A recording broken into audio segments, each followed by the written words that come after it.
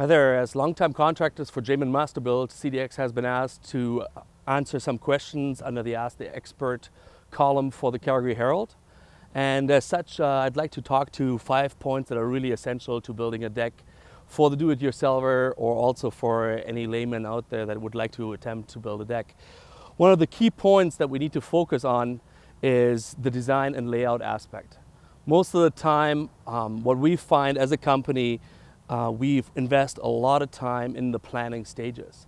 Layout considerations have to be there. The size should be reflecting a 12 by 10, 12 foot by 10 foot deck. It's usually a standard size that will fit comfortably for any family. Add a barbecue on that and still have enough space for the dinner table. Other layout options that have to be considered is certainly the exposure. If your deck is south facing or east facing, you'll have a lot of sun on there and weathering will be an issue, or also the heat on the material on your deck, whether you can actually enjoy it at plus 35 outside, will be a consideration on what type of materials to be used for the deck. Another very, very important point for layout is also the height of the deck.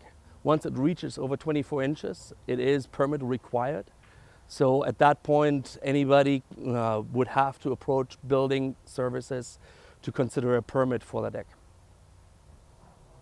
The second essential point for building a quality deck is the substructure. This is what carries everybody that is sitting on the deck, and it should be created out of either all-weather wood or PWF, depending on whether there's ground contact or not.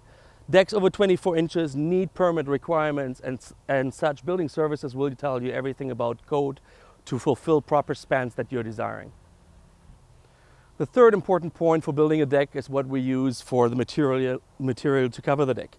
These can start as cheap as AWW, which is all-weather wood on the deck behind me, and go up to the most expensive, which is composite. In between, you have some other options, as in vinyl decking, cedar, or certainly some other new materials that are being developed right now, like Cano deck.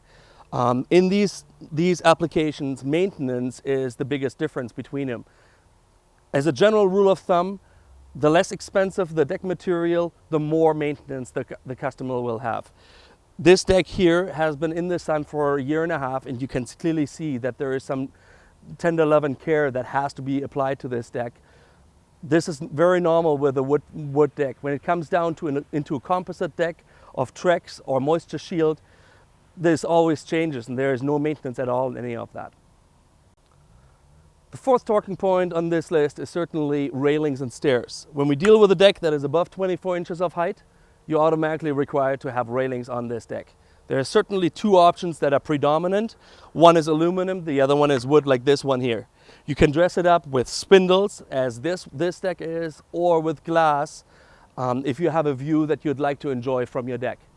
Both options are valid. Building services will help you with what the code requirements are. As a general rule of thumb, the distance between the spindles should be no more than 4 inches. One of the new talking points for deck construction is actually outdoor kitchen elements. It is something that is becoming more and more prevalent in the market. Major builders are moving towards this direction, where stainless steel barbecues are implemented in islands that are sitting on the deck. It basically becomes an extension of the interior to the exterior, and you add to your resale value of your deck. At CDX, we build these islands, we dress them in rock, we have stainless steel barbecue sunk into them with an outdoor kitchen and an outdoor fridge involved, and it adds to the value that you have and prevents any windstorm damage, any barbecue on the loose during our Calgary weather, and it creates an ambiance out there for anybody to enjoy their margaritas and still have a beautiful barbecue behind them.